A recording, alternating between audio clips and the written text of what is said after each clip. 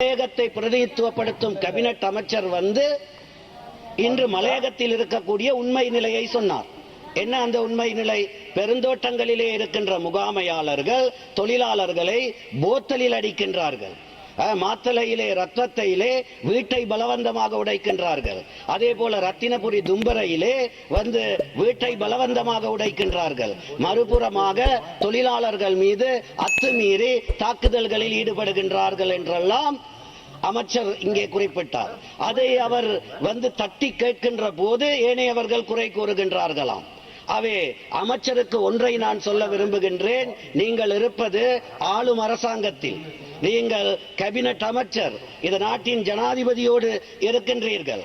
அவை அரச பலத்தை பயன்படுத்தி அந்த கேபினட்டை பயன்படுத்தி இவ்வாறான நிகழ்வுகள் நடைபெறாது, அரச பலத்தை பயன்படுத்தி இவ்வாறான நிகழ்வுகள் நடைபெறாது தடுத்து நிறுத்துவதற்குரிய நடவடிக்கை எடுப்பதற்கு பதிலாக சாதாரண ஒருவரை போல முகாமையாளர்களோடு போய் சண்டை பிடிக்கின்ற நிலைமைக்கு நீங்கள் வீழ்ந்திருப்பது வேடிக்கையானதாக காணப்படுகின்றது. அவை நாங்கள் 2015 ஆட்சியில் இருக்கின்ற போது அரச பலத்தை பயன்படுத்தி கேபினட் பலத்தை பயன்படுத்தி இவ்வாறான நிகழ்வுகள் நடைபெறாது கட்டுப்படுத்தி இருந்தோம். அக்கால பகுதியிலே இந்த முகாமையாளர்கள் அடாவடியில் ஈடுபடாமல் கட்டுப்படுத்தி இருந்தோம். போலீஸ் நிலையங்களில் அநீதி நடைபெறாமல் பார்த்துக் கொண்டோம். புசல்லாவ பகுதியிலே டெல்டா பகுதியிலே சேர்ந்த ஒருவர் புசல்லாவ போலீஸ் நிலையத்திலே கைது செய்யப்பட்டு வைத்திருக்கின்ற போது திடீர் மரணம் ஏற்பட்டது.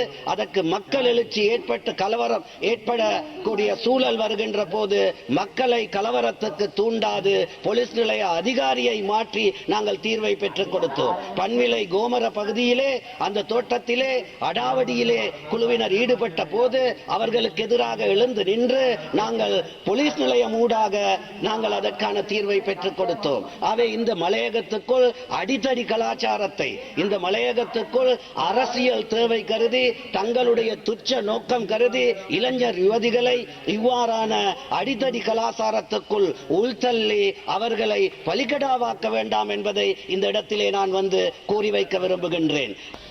முதல் விஷயம் இன்னைக்கு மத்தியானம் கௌரவ அமைச்சர் மனுஷ நாயக்கர் அவர்கள் தலைமையில் பெருந்தோட்ட நிறுவனங்கள் சந்திச்சாங்க. நேற்று நான் இதே சபையில சொல்லியிருந்தேன், ஆர்ப்பாட்டத்துக்கு பின் கிட்டத்தட்ட 7 பெருந்தோட்ட நிறுவனங்கள் சம்பளத்தை கொடுக்க சம்மதிச்சிருக்காங்கன்னு. நான் மகிழ்ச்சியோட தெரிவிக்கிறேன். இன்னைக்கு 9 பெருந்தோட்ட நிறுவனங்கள் அவங்களோட இணக்கத்தை தெரிவிச்சிருக்காங்க. அதே மாதிரி கூடிய சீக்கிரம் ஒரு தீர்வு வரும்னு நான் எதிர்பார்க்கிறேன்.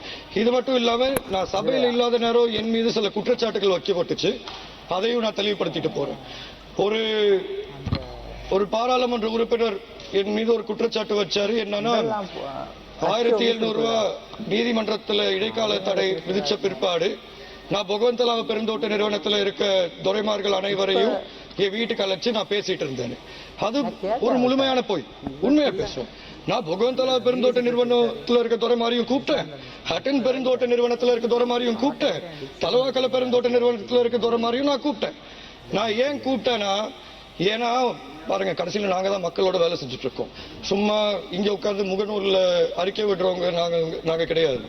மக்கள் எங்க கிட்ட சொன்னாங்க, அங்க இருக்க முகாமையாளர்கள் எல்லாம் ரொம்ப சந்தோஷப்பட்டாங்க அந்த இடைக்கால தடை வரும்போது.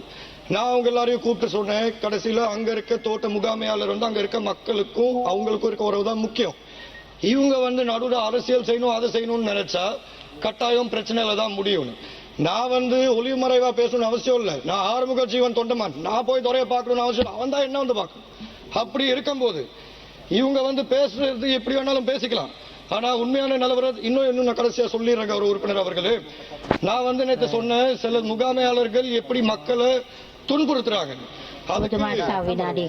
அதுக்கு இவரு சொல்லியிருக்காரு, புசலாவில போலீஸ் நாங்க மாத்தி இருக்கோம், ஒரு இளைஞர் இறந்து போகும்போது படிச்ச முட்டாளுக்கு ஒரு சிறந்த உதாரணம் இவர் தான் நான் சொல்லி ஆகணும். காரணம் ஏன்னா, போலீஸ் அரசாங்க கட்டுப்பாடுக்குள்ளார வர நபர், முகாமையாளர் தனியார் நிறுவனத்துக்கு அடியில் வர நபர்.